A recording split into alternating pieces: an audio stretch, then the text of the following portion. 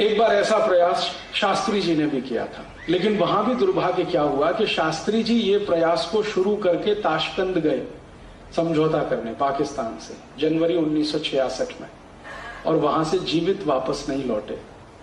कानून बनाने के लिए जो पूर्ण कोशिश की थी वो वहीं की वहीं रुक गई।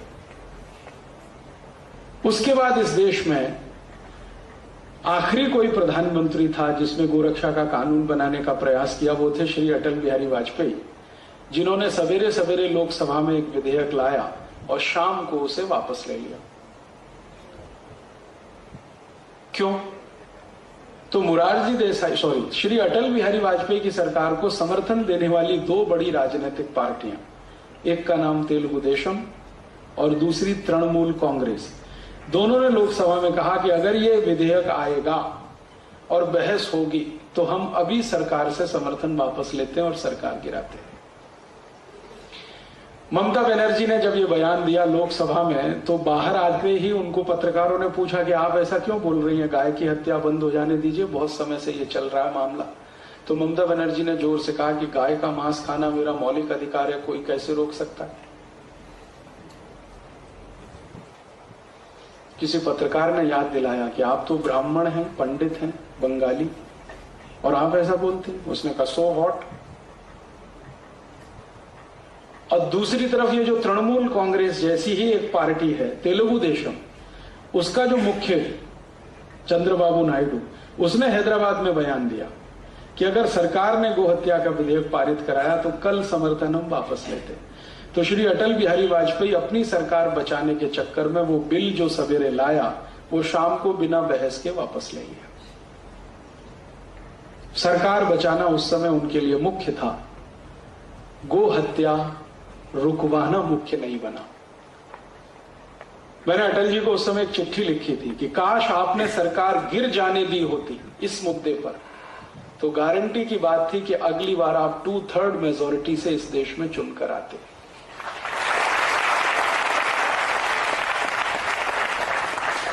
क्योंकि गो हत्या का विषय भारत के 80 करोड़ लोगों का, 85 करोड़ लोगों का हृदय का मामला है, हृदय से जुड़ा हुआ विषय। लेकिन वो इतनी दूरदर्शिता नहीं दिखा पाए और वो सरकार भी गई और गो हत्या तो खैर आज तक हो ही रही है। गाय का कत्ल बंद हो जाए ये हमारी सद इच्छा है, लेकिन गाय का कत्ल चलता रहे उसके लिए कोई बहुत बड़ा षड्यंत्र है, वो समझना जरूरी है। हमारी तो सदिच्छा है कि गाय का कत्ल नहीं होना चाहिए, लेकिन कोई बहुत बड़ा षड्यंत्र है इस देश में जो गाय के कत्ल को लगातार चालू रखना चाहता है। जब भी संसद में इस तरह की बहस होती है, कुछ ना कुछ इस तरह के सवाल खड़े हो जाते हैं। एक दिन तो मैं खुद संसद की दर्शक दीर्घा में था, उस दिन बहस हो रही थी इसी गोरक्षा के प्रश्न पर। मैं गया था कि आज देखें सांसद कौन किस समर्थन में है, कौन किस पक्ष में है। सारे सांसद एक बाजू में स्वर से बोल रहे हैं कि गोरक्षा होनी चाहिए। मुस्लिम सांसद जीएम बनात वाला ने कहा कि अगर बिल पास होता है तो पहला वोट मेरा, गोरक्षा के समर्थन में। उनके साथ दूसरे मुस्लिम सांसद खड़े हो गए, हमारी आपत्ति नहीं है, आप कानून बनाइए। अभी एक महिला खड़ी हो गई, उसका नाम है सुश्री ममता बनर्जी।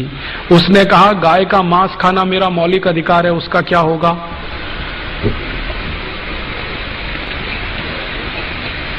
गाय का मांस खाना मेरा मौलिक अधिकार है, उसका क्या होगा? और ममता बनर्जी ने सुप्रीम कोर्ट के एक डिसीजन को कोट करके बोलना शुरू किया कि कोई कसाई गाय का कत्ल करता है, ये उसका मौलिक अधिकार है, उसका क्या होगा? ये सुप्रीम कोर्ट का जजमेंट है। तो मामला कहां बिल्कुल होते होते फिर फिसल गया। इसी तरह से एक बार और हुआ, हमारी संसद में सब तय हो गया कि गोरक्षा का बिल पास ही हो जाना चाहिए, सब हो जाना चाहिए। एक महामहिम भारत देश में राष्ट्रपति पद का चुनाव लड़े हुए एक व्यक्ति जी स्वेल खड़े हो गए कि मैं गाय का मांस खाता हूं, मेरा क्या होगा? तो मैंने उनको एक खत लिखा था जिसका जवाब उन्होंने नहीं दिया। मैंने कहा आप गाय का मांस खाते रहिए अपने घर में काट के, ये कत्ल खाने तो बंद होने दीजिए।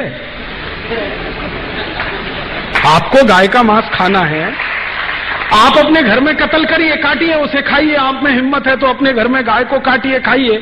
आपकी बीवी बच्चे भी आपको देखें उसको काटते हुए, खाते हुए, पड़ोसी भी देखें आपको काटते हुए, काटते हुए, और अगली बार आप राष्ट्रपति पद का चुनाव लड़ें तो सबको पता तो चले कि ऐसा व्यक्ति इस देश में राष्ट्रपति बनना चाहता है।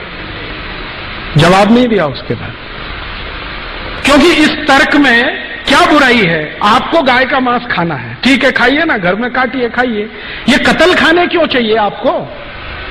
ये तो आपके मांस की सप्लाई नहीं करते, ये तो एक्सपोर्ट करते हैं सबका सब। आप खाना है तो घर में काट के खाइए। उसके बाद बंद हो जाती है सारी बहस।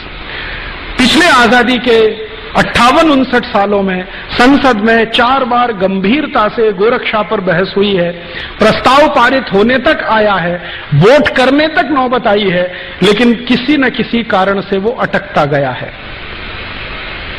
कभी पंडित नेहरू के इस्तीफा देने की धमकी के कारण, कभी हमारे देश में सुश्री ममता बनर्जी जैसे खासदारों के ये कहने के कारण कि मैं गाय का मांस खाती हूं, मेरे मौलिक अधिकार का क्या होगा, कभी जीजी स्वेल के कारण, और कभी सवेरे विधेयक पेश किया और शाम को बहस करेंगे दोबारा, ये श्री अटल बिहारी वाजपेयी के बयान के कारण।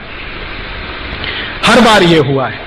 मैंने इसको समझने की कोशिश की है कि आखिर गाय की रक्षा में ऐसा कौन सा प्रश्न है, या जानवरों की रक्षा में ऐसा कौन सा प्रश्न है जो भारत की संसद इसको होने नहीं देना चाहती, या भारत की संसद में ऐसे कुछ लोग हैं, मित्रों के शब्दों में अगर कहें, जिनके चेहरे कुछ हैं, मुखौटे कुछ हैं। तो हम ढूंढना शुरू करें, हमारे नजदीक में ऐसे कितने पॉलिटिशियंस हैं, खासदार हैं, आमदार हैं, जिनके चेहरे कुछ हैं, मुखौटे कुछ हैं। ढूंढें, हम कम से कम अपने बीच में खोजना तो शुरू करें, ताकि ये गंभीर प्रश्न आज नहीं तो कल हल हो सके, क्योंकि हल तो करना ही पड़ेगा इस प्रश्न को, आज नहीं तो कल, कल नहीं तो परसों, परसों नहीं तो नरसों। इस प्रश्न को बहुत दिनों तक टाल के नहीं रखा जा सकता। इसको ऐसे ही हल करना पड़ेगा जैसे कभी हमने कई गंभीर प्रश्न हल किए हैं। भारत पाकिस्तान के बंटवारे का प्रश्न था, बार बार टाल नहीं सकते थे तो हल किया, थोड़ा दर्द हुआ लेकिन हल हुआ। एक लाइन खींची गई कि वो पाकिस्तान है, ये भारत है। चीन के साथ हमारा गंभीर प्रश्न हुआ सीमा विवाद पर, बहुत दिनों तक टाल नहीं सकते थे तो हमने फैसला किया। ये भी प्रश्न बहुत गंभीर है, क्योंकि भारत के करोड़ों लोगों की मान्यताओं से, आस्थाओं से जुड़ा हुआ है और हमारे संपूर्ण भारत के जीवन से जुड़ा हुआ।